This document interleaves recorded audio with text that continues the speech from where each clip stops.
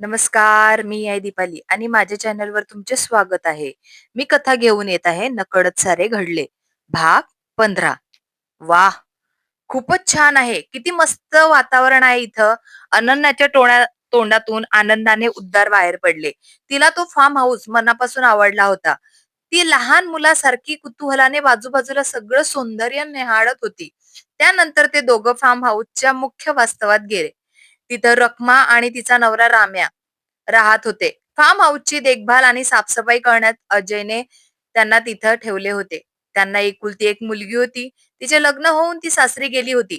त्यानंतर त्यांचे जग कोणीच नव्हते. म्हणून ते या फार्म हाऊसलाच आपलं घर मानून इथंच राहायचं. दादासाहेब, वहिनीसाहेब या राम राम. आधी तुम्ही दोघं मस्त जाऊन फ्रेश होऊन या. तोपर्यंत मी तुमच्यासाठी आपली स्पेशल कॉफी घेऊन येते. रखमा हसून म्हणाली. तिच्या आदरातीर्थाने अनन्या सुखावली. ते दोघं आपल्याच बॅगा घेऊन फ्रेश होण्यासाठी रूम मध्ये निघून गेले. काही वेळात दोघं फ्रेश होऊन बाहेर आले. रखमाने बाहेर हिरवागार झाडाखाली सावलीत एका छोट्या सुंदर लाकडी डायमंड टेबल सजवला होता. तिथं बसून दोघांनी निसर्गाचा आनंद घेत सुगंधी गरमागरम कॉफीचा आस्वाद घेतला. कॉफी पिता पिता रम्या तिथं आला आणि म्हणाला, दादासाहेब, वहिनीसाहेब, तुम्ही दोघं जरा आजूबाजूला फिरून या, तोपर्यंत आम्ही तुमच्यासाठी रात्रीचा मस्त गावरान स्वयंपाक बनवतो. आजूबाजूला बाजूला उभी असलेली रखमा हे ऐकून गालातल्या गालात मुश्किल हसत होती. तिचे हसणं पाहून अनन्याला काहीतरी समजले नाही. तिने जरा विचित्र नजरेनेच रखमाकडे पाहिलं, पण जाऊ दे, असेल काहीतरी यांचं, असं मनात विचार करत तिने तो विषय सोडून दिला.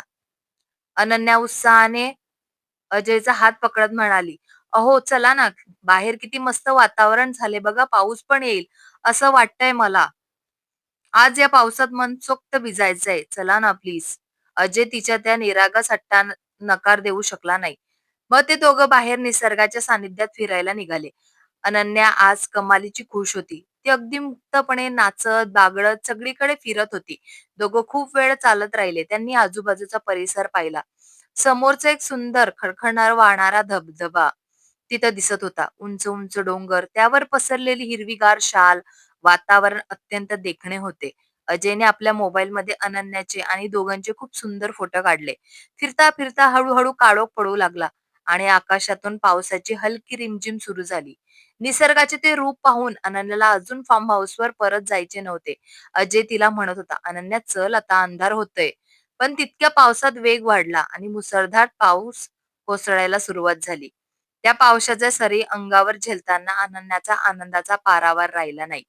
ती लहान मुलासारखी पावसात उड्या मारत मनसोक्त भिजत होती.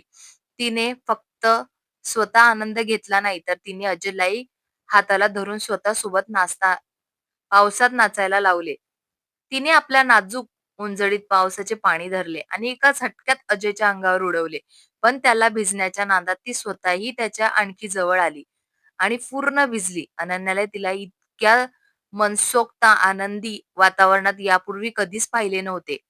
ही मुलगी आतून एवढी अवखळ आणि जिवंत असेल असं मला बिलकुल वाटलं नव्हतं. अजय तिच्याकडे पाहत स्वतःशीच पुटपुटला. अचानक अजयची नजर पूर्ण भिजलेल्या अनन्यावर खिळली. ओल्या साडीत, विखुरलेल्या केसात आणि चेहऱ्यावर पाण्याचे थेंब चमकत असताना ती अत्यंत आकर्षक आणि मोदक दिसत होती. अजयच्या भावना अनावर झाल्या. त्याने पुढच्या मागचा कोणताही विचार न करता थेट आपला मजबूत मिठीत ओढले. त्याने आपले होठ आधी तिच्या मानेवर फिरवले. तिची काया शहारली. त्यानंतर त्याने आपले होठ थेट तिच्या होठावर टेकवले. त्याचे मन भरत नव्हते. तोपर्यंत तो पूर्णपणे तृप्त होत नव्हता. तोपर्यंत त्याने तिची साथ सोडली नाही. तितक्यात अचानक आकाशात विजेचा मोठा कडकडाट झाला. त्या आवाजाने अनन्या घाबरली आणि तिने अजयला घट्ट बिलगून धरले. अहो, खूप विजा चमकताय. आपण आता फार्म हाऊसवर जायचं का? तिने बावरलेल्या आवाजात विचारले. हो, चल जाऊया. अजय तिचा हात हातात घेत म्हणाला. दोघं फार्म हाऊसवर रखमा त्यांची वाट पाहत बसली होती. त्या दोघांना पूर्ण ओले चिंब झालेले पाहून ती म्हणाली, वहिनीसाहेब, दादासाहेब, किती भिजलात अहो पावसात. तुम्ही दोघं पटकन दुसऱ्या रूम मध्ये जा आणि कपडे बदलून या. मी तिथे तुमच्यासाठी सुके कपडे काढून ठेवले आहेत. रखमाने त्यांना मुख्य रूममध्ये जाण्यापासून का अडवले हे वेळी त्या दोघांनाही लक्षात आले नाही. थंडी वाजल्यामुळे ते दोघंही पटकन गेले आणि आपले कपडे बदलून घेतले. कपडे बदलून येईपर्यंत रखमाने डायनिंग टेबल रात्रीचे जेवण लावले होते आणि ती म्हणाली, "दादासाहेब, वहिनीसाहेब, आम्ही आता निघतो. आम्ही खोली बाजूलाच आहे. आम्ही सकाळी लवकर येऊ. तुम्हाला रात्री काही लागलं तर मला हक्काने फोन करा." "हो, चालेल रखमा, तुम्ही जा," अजय म्हणाला आणि ते दोघं तिथंच निघून गेले. आता फार्म हाऊसवर अजय आणि अनन्या दोघंच होते. जेवायला बसल्यावर अजयची ती तीक्ष्ण रोमॅन्टिक नजर अनन्याला सारखी छळत होती. त्याच्या त्या नजरेने अनन्याला खूप लाजल्यासारखं होत होतं. ती ताटात पाहत म्हणाली, "अहो काय? असं काय बघताय सारखं? जेवण करा ना शांतपणे." "हो, करतोय ना जेवण," अजय गालातल्या गजत हसत म्हणाला. पण त्याची नजर तिच्यावरून हटत नव्हती. ती लाजत-लाजत कसेबसे तिचे जेवण संपवत होती. जेवण आटोपल्यावर अनन्याने सुजाड रुघणीसारखं टेबलावरचे सगळे ताट आणि भांडी आवरून किचनमध्ये नेऊन व्यवस्थित ठेवून दिले. तोपर्यंत अजय बाहेर हवा कशी आहे हे पाहण्यासाठी एक छोटासा राउंड मारायला आला. अनन्या काम संपवून जेव्हा त्या मुख्य रूममध्ये गेली, तेव्हा तिथं पाऊल ठेवताच तिच्या हृदयाची धडधड एकदम वाढली. तिची ती छाती धडधडू लागली, कारण रखमाने ती रूम एका नव्या नवरीसारखी अत्यंत देखणी सजवली होती. पूर्ण बेडवर गुलाबाच्या पाकळ्या पसरवल्या होत्या. रूममध्ये सुकावीस मेणबत्त्या लावल्या होत्या. गुलाबाच्या पाकळ्या बेडच्या मधोमध एक सुंदर हार्ट बनवलं होतं. खिडकीचे हलके पडदे वाऱ्यावर उडत होते. आज केवळ अजयचीच इच्छा नव्हती, तर अनन्याही स्वतःहून सर्वस्व विसरून अजयची व्हायचं होतं. त्याला पती म्हणून स्वीकारायचं होतं. तीही स्वतःला या सुंदर क्षणासाठी तयार करू लागली. तिने एक सुंदर लाल रंगाची साडी नेसली. हातात लाल रंगाच्या बांगड्या भरल्या. हलकासा मेकअप करून होठावर लाल लिपस्टिक लावली. केसांची सुंदर सागरवेणी घालून तयार एक छोटासा मोगऱ्याचा गजरा मांडला. ती अत्यंत देखणी दिसत होती. तयार झाल्यावर ती गॅलरीत जाऊन अजयची वाट पाहत बसली. बाहेर खूप गार हवा सुटली होती. तो गार वारा जेव्हा तिच्या अंगावर स्पर्श करायचा, तेव्हा तिला असे वाटायचे जणू अजयनेच तिला आपल्या मिठीत घेतले आहे. तिच्या अंगावर सरसरून शहारे येत होते. ती त्या वाऱ्याच्या झुळकेला स्वतःच्या अंगावर झेलत होती. नुकताच पाऊस पडून गेल्यावर वातावरण ओल्या मातीत अप्रतिम सुगंध दरवळला होता. बाहेर फिरत असलेल्या अजयच्या मनातही तेच विचार सुरू होते. अनन्या आज मला हो म्हणेल का? मला तिला जगातलं सगळ्यात सुख द्यायचं आहे. पण तिच्याही डोळ्यात मला माझ्यासाठी तीच ओढ, तेच प्रेम साफ दिसतंय. चला जाऊन बघूया काय करते माझी राणी. असा विचार करत तो रूमच्या दिशेने निघाला. गॅलरीत बसलेल्या अनन्याला अजयच्या पावलांचा आवाज आला. आता तिच्या हृदयाची धडकड आणखी तीव्र झाली होती. अजयने रूम मध्ये प्रवेश केला आणि समोरचे ते फुलांनी आणि मेणबत्त्यांनी सजवलेले सुंदर दृश्य पाहून तो थक्कच झाला. त्याला ती रूम खूप आवडली. पण रूम मध्ये अनन्या कुठे दिसत नव्हती. नक्कीच गॅलरीत असेल, असा विचार करून तो गॅलरीच्या दिशेने गेला. अनन्याने हळूच मागे जाऊन अनन्याला आपली मिठी घेतलं. "इथे बाहेर किती गार वारा सुटलाय अनन्या. कशाला इथं थंडीत उभी आहेस?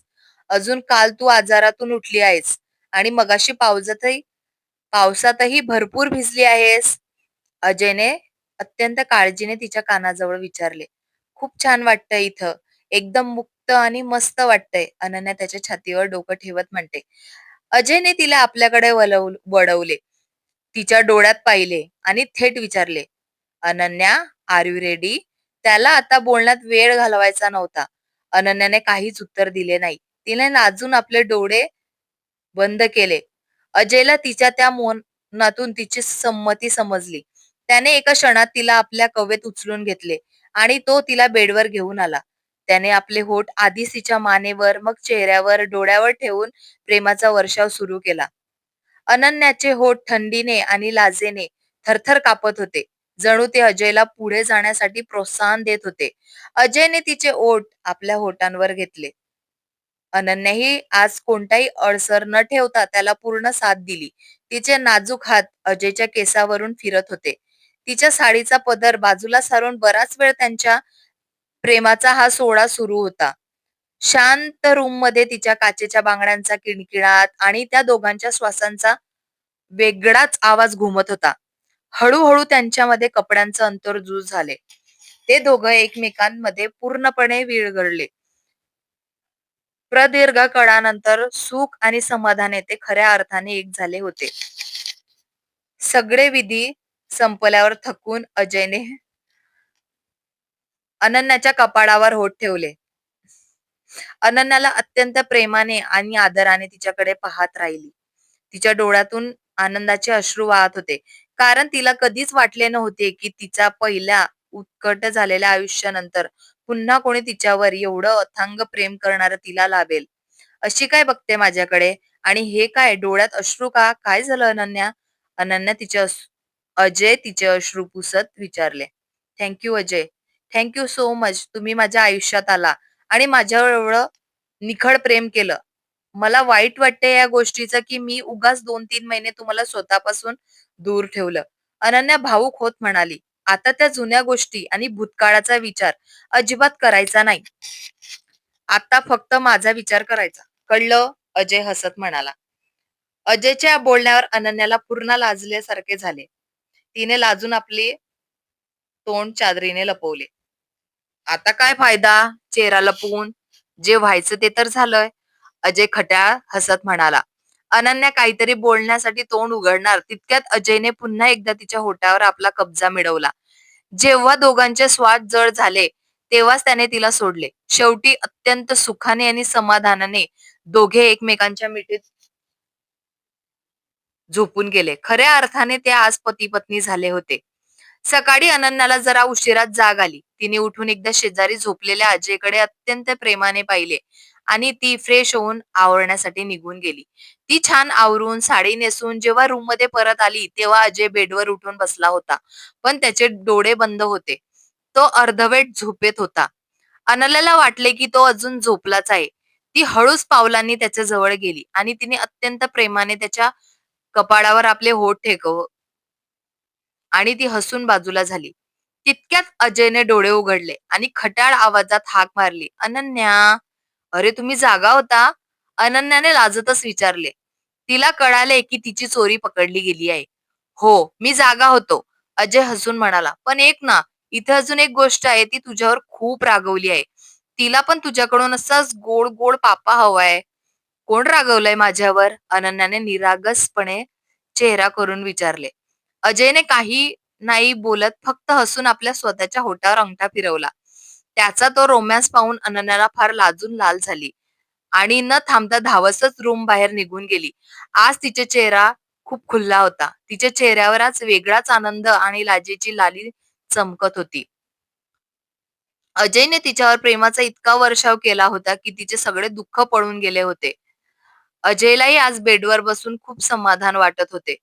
कारण त्याची अनन्या आता सर्व भिंती तोडून मनापासून आणि मनमोकळेपणाने त्याच्याशी वागत होती, संवाद साधत होती.